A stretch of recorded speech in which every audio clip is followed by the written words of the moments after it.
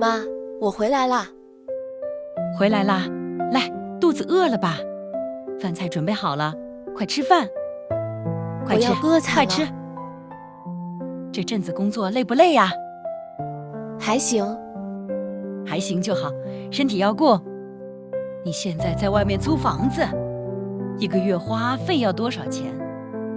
房租12000，加生活花费大概1个月2万多。那你还每个月拿钱回家？可是家里不是也要开销吗？